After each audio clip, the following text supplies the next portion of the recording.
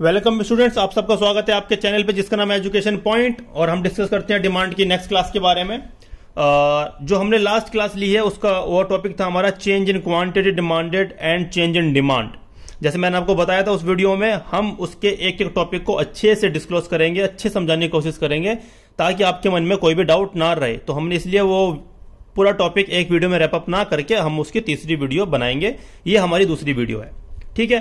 तो यहां पे डिस्कस करेंगे movement along a demand curve. इसको हम बोलते हैं चेंज इन क्वांटिटी डिमांडेड, भी इसको हम बोलते हैं बच्चों। इसको क्या बोलते हैं? Movement along a demand curve. जैसे मैंने आपको समझाया था उसके अंदर कि जब क्वांटिटी डिमांड किसी भी कमोडिटी की इंक्रीज या डिक्रीज होती है, उसके प्राइस में चेंज होने के वजह से अदर फैक्टर्स रहते हैं कांस्टेंट, उसको बोलते हैं हम चेंज इन क्वांटिटी डिमांडेड। और जिसका दूसरा नाम क्या है बच्चों? Movement along a demand curve. एक बार दोबारा रिपीट कर देता हूं इंग्लिश में। When quantity demanded changes due to change in its own price and others factor remaining constant is known as change in quantity demanded.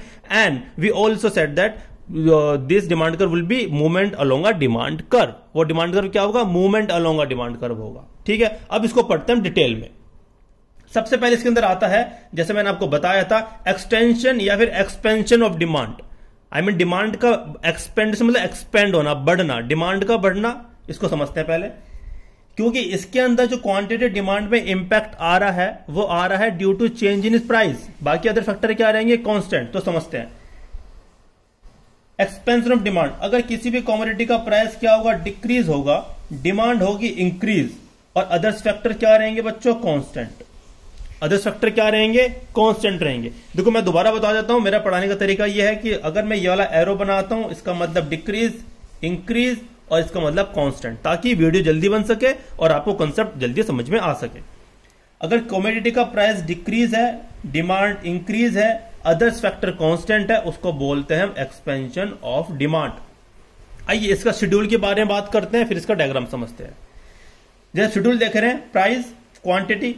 आपका प्राइस क्या हो रहा है? डिक्रीज। प्राइस क्या हो रहा है आपका? डिक्रीज हो रहा है। जैसे मैंने आपको समझाया 200 से 100 हो रहा है। और आपकी डिमांड क्या हो रही है? इंक्रीज, 10 से 20। डिमांड क्या हो रही है? इंक्रीज हो रही है 10 से 20। तो ये क्या हुआ आपका? Expansion of demand. अब इसको डिमांड ग्राफ में कैसे दिखाते हैं वो समझाने की कोशिश करता हूं। आपका ओ एक्सिस क्या है? Quantity demanded. O Y axis क्या है? प्राइस। बच्चों जब भी आप इकोनॉमिक्स में कोई भी डायग्राम बनाओ तो सबसे पहले आप लेबलिंग का ध्यान रखें। आपकी लेबलिंग कभी भी खराब नहीं होनी चाहिए और मिस नहीं होनी चाहिए। तो 0x, y quantity, price. Price आपका कितना है? 200, 100, क्वांटिटी डिमांडेड 10, 20, 100, 200, 10, 20। जब आपका प्राइस था 200 तो आपकी डिमांड कितनी थी? 10। आपका प्राइस है 200, आपकी डिमांड कितनी है? 10। तो ये लाइन बन के आई है, ठीक है। यहां से ये वाला पॉइंट बना हुआ है, पॉइंट ए हमें यहां से मिला। जब आपका प्राइस था 100, डिमांड से 20, प्राइस 100, डिमांड 20, 100 और 20 को मिलाएंगे तो ये वाला पॉइंट हमें बन के आया, बी पॉइंट। और ए और बी को हमने मिलाया तो हमारा बना डिमांड का, ठीक है। तो इसका मतलब जब आपका प्राइस डिक्रीज हुआ तो आपका प्राइस ये इतना क्या हो रहा है बच्चों? डिक्रीज हो रहा है। क्या हो रहा है? डिक्रीज, जिसकी वजह से आपकी डिमांड क्या हो रही है? इतनी इंक्रीज हो रही है। इसको बोलते हैं एक्सपेंशन ऑफ डिमांड। तो ए एरो बी। तो इसीलिए हम इसको बोलते हैं movement along a demand curve. आपका डिमांड कर्व क्या हो रहा है? मूव कर रहा है, मूव कर रहा है ए से बी की तरफ। इसको बोलते हैं मूवमेंट। और जैसे मैंने आपको बताया था ये मूवमेंट क्या है? Downward sloping. क्या है ये? Downward sloping. ये डाउनवर्ड की तरफ क्या कर रहा है? मूव कर रहा है। तो हम क्या लिखेंगे इसको यहां पे? पूरा ए एरो बी। ये क्या हुआ आपका? एक्सपेंशन। क्या हुआ आपका?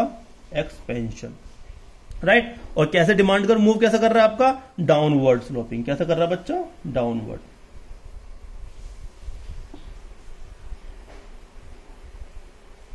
Downward sloping. कभी क्वेश्चन पूछा जाएगा कि एक्सपेंशन ऑफ डिमांड कर्व में डिमांड कर्व कैसे मूव करता है? आप क्या बोलेंगे? डाउनवर्ड स्लोपिंग मूव करता है, मूवमेंट कर रहा है। क्लियर? आई होप आपको समझ में आ गया होगा। अब बात करते हैं हम कॉन्ट्रैक्शन ऑफ डिमांड की। किसकी बात कर रहे हैं? Contraction of demand. जैसे कि हमने बताया कि इसके अंदर क्वांटिटी डिमांडेड चेंज होती है, चेंज प्राइस में चेंज आने की वजह से अदर फैक्टर क्या रहेंगे? कांस्टेंट। कॉन्ट्रैक्शन मतलब कम हो रही है। आपकी क्वांटिटी डिमांडेड कम हो रही है। वो कम कब होगी? जब उसकी क्वांटिटी डिमांड का प्राइस बढ़ जाएगा और अदर्स फैक्टर क्या रहेंगे, कांस्टेंट रहेंगे।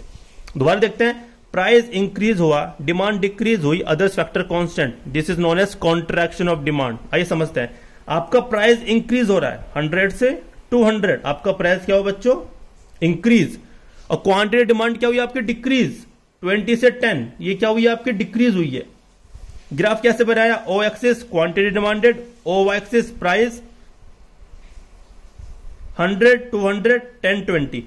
जब आपका प्राइस था 100 तो डिमांड कितनी हुई 20, आपका प्राइस था 100 डिमांड 20, ये वाला पॉइंट निकल के आया। हम इसको ऐसे मिलाएंगे। मैंने ऑलरेडी डायग्राम इसलिए बना रखे हैं ताकि आपका टाइम बचे और मैं आपको डायग्राम को एक्सप्लेन कर दूं, तो आप इसको डायग्राम वीडियो को पॉज करके जैसे जैसे मैं बोल रहा हूं ऐसे बनाते जाइए, बार बार प्रैक्टिस करिए, तो आप भी इससे अच्छे डायग्राम बना सकते हैं। 100 पे कितना हुआ 20, 100 पे 20, प्राइस 200, क्वांटिटी 10, 200 10, तो ये 2 पॉइंट निकल के आए हैं। ठीक है, आपका प्राइस क्या हो रहा है, इंक्रीज हो रहा है, प्राइस इंक्रीज हो रहा है 100 से 200, जैसे आपका क्या हुआ, प्राइस इंक्रीज। अगर आपका प्राइस इंक्रीज हो रहा है बच्चों, तो डिमांड क्या हो रही है, डिक्रीज हो रही है। क्या हो रही है, डिमांड डिक्रीज हो रही है, और आपका एरो क्या बन रहा है, अपवर्ड, बी से ए, ये क्या बना आपका, अपवर्ड। तो एक्चुअली कैसे मूव कर रहा है, ये ऊपर की तरफ मूव कर रहा है, जिसको बोलते हैं अपवर्ड मूविंग। ठीक है, ये किस तरफ मूव कर रहा है, ऊपर की तरफ, दैट इज अपवर्ड मूविंग या फिर अपवर्ड स्लोपिंग, आप कैसे बोल सकते हैं।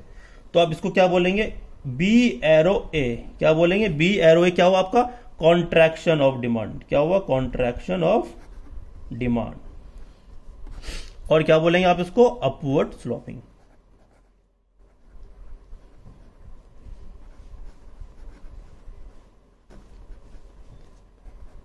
आई होप समझ में आ गया होगा आपको।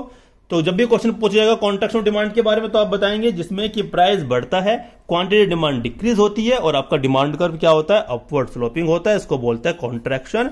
और ये सारे कंसेप्ट के अंदर, जिसका नाम है movement along a demand curve, या फिर आप कह सकते हैं चेंज इन क्वांटिटी डिमांडेड, इसमें डिमांड आपकी चेंज हो रही है due to change in its own price, others factor remaining constant.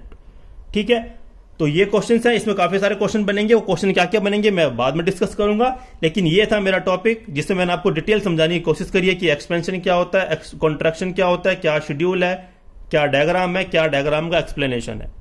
Right, तो ये थी इस चैप्टर की इस टॉपिक की सेकंड क्लास।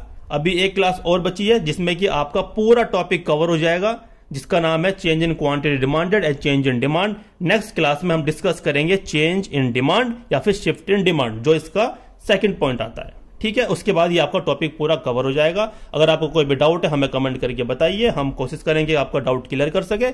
ऐसे बने रहिए अपने चैनल के साथ, एजुकेशन पॉइंट के साथ, और ऐसे ही पढ़ते रहिए। धन्यवाद स्टूडेंट्स।